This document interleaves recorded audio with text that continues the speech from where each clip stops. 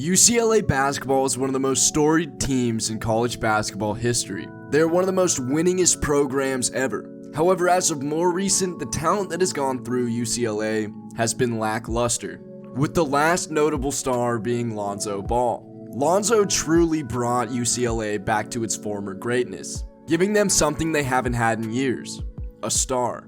However, it was pretty much predetermined that Lonzo Ball would be a one-and-done prospect, which left UCLA without a star. However, it seemed UCLA was pretty confident in its next man up. Jalen Hands was supposed to take over for Lonzo Ball and continue the greatness at UCLA. However, he was never able to make the same impact Lonzo Ball was. And now that it has been about a year since his UCLA tenure has ended, my question is, what happened to Jalen Hands?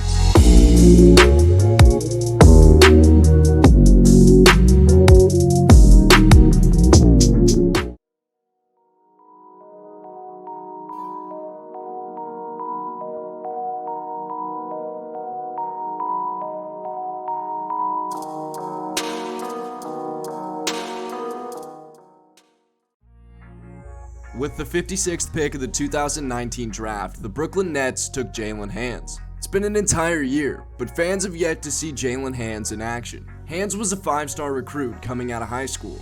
The 6'3" athletic guard showed significant growth in his first season as a full-time starter. He was a vital, powerful player for UCLA and was the team's primary shot creator. He had notable games as a scorer and as a playmaker during his college tenure. Hands shared the court with Indiana Pacers guard Aaron Holiday, which ultimately limited his touches and impacted his stats. He averaged 9.9 points, 2.6 assists, and 4 rebounds per game during his freshman season with the Bruins. Without Holiday, Jalen upped most of those averages in his second year, turning in 14.2 points, 3.7 rebounds, and 6.1 assists per game. He displayed elite leadership, scoring, and speed at the college level, which no doubt helped him get drafted. The Nets used a domestic stash on Hands in order to keep him in the G League, but retain him for the 2020-2021 season. With the Long Island Nets, Hands averaged 11.3 points, 3.5 assists, and 3 rebounds, while also adding in a steal per game in 22.6 minutes. He also shot 35.2% from deep and 41.8% overall, while starting 19 of the 41 games he played. Hands' highest scoring game came in a competition with the Westchester Knicks on December 11th, in which he scored 28 points with 6 rebounds and 5 assists. Overall, Hands shined in his season with Long Island. He took the skills he came into the league with and improved upon them. I've been lifting for 6 days a week. I've put a lot of focus on my lower body. I've been focusing on my balance. I've incorporated sand workouts, running, yoga, and plyometrics along with weights. I've gained good weight and have reached 190 pounds for the first time in my life. I love the direction I'm heading and I'm feeling great. If Hands puts in the work, he could add layers to the Nets. He could split time with Dinwiddie off the bench, giving the Nets 2 playmakers on the floor. If they have the opportunity to share the floor, the offense would be reminiscent of the offense that Dinwiddie ran with D'Angelo Russell in 2018-2019. 2 primary ball handlers making good offense out of isolation and pick and rolls. Until the Brooklyn Nets decided to ship him to Detroit.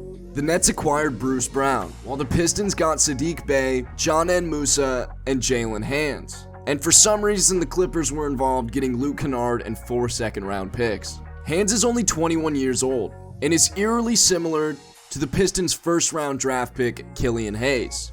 However, he has no NBA experience. Hands is a likely candidate of being one of the Pistons' two-way players this year, as he's behind Hayes, and Derrick Rose at least, and even potentially behind Saben Lee out of Vanderbilt. Hands is a nice buy low piece that adds to other players of similar mold, including Josh Jackson, Jahlil Okafor, and Zaire Smith. All of these players were once viewed as highly touted recruits, some of the best in the nation, but for one reason or another, their NBA career did not follow through. But it's surely time for Jalen Hands to make his impact on the league if he wants to stay on the roster. Hands could easily be cut by the Pistons, or he could be the next Piston to get a lot of G League hype, or hopefully he could be the next player to blossom under head coach Dwayne Casey. but I guess we'll just have to see. For a player who once possessed so much talent that NBA teams were drooling over, it's crazy to see him fall to the second round of the NBA draft, 4 picks away from going undrafted. So hopefully this season he can put it all together on the court and make some actual progress in his NBA career. But anyways guys, let me know what you think in the comments, and let me know how you think Jalen Hands will do in Detroit. Make sure to drop a like and subscribe if you're not already. And as always guys, deuces.